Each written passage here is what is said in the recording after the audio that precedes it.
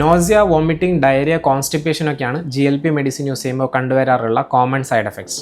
പക്ഷേ ചില ആൾക്കാർ മെഡിസിനിൽ മാത്രം ഡിപ്പെൻഡ് ചെയ്ത് ലൈഫ് സ്റ്റൈൽ ശരിയാക്കാതെ വെയിറ്റ് കുറയ്ക്കാൻ നോക്കും. അങ്ങനെയുള്ളവരിൽ നമ്മൾ മോസ്റ്റ്ലി കണ്ടുവരുന്ന ഒരു പ്രോബ്ലമാണ് മസിൽ ലോസ്. ആൻഡ് എക്സ്ട്രീം കേസസിൽ സിവിയർ ഹെൽത്ത് ഇഷ്യൂസ് വരാനുള്ള ചാൻസസ് ഉണ്ട്. ആൻഡ് സെക്കൻഡ്ലി, GLP ഒരു ഷോർട്ട് കട്ടോ മാജിക്കോ ഒന്നും അല്ല. This is pure science and medicine. അപ്പോൾ ഇതിൻ്റെ കൂടെ നിങ്ങൾ പ്രോപ്പർ ആയിട്ടുള്ള ഒരു lifestyle, especially protein rich diet follow ചെയ്താൽ മാത്രമേ ഹെൽത്തി ആയിട്ട് സൈഡ് എഫക്ട്സ് കുറഞ്ഞ് വെയിറ്റ് ലോസ് ചെയ്യാൻ പറ്റുള്ളൂ. GLP മെഡിക്കേഷൻ യൂസ് ചെയ്യാൻ പറ്റാത്ത എന്തെങ്കിലും മെഡിക്കൽ കണ്ടീഷൻസ് ഉണ്ടോ?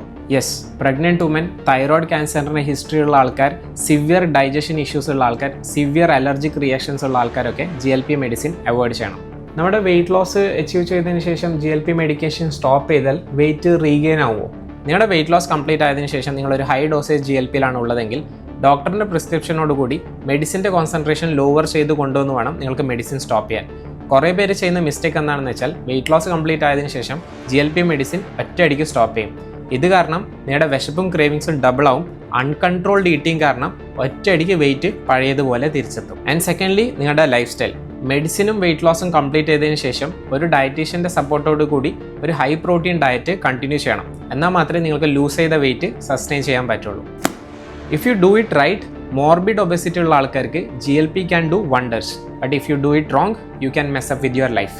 Choice is yours.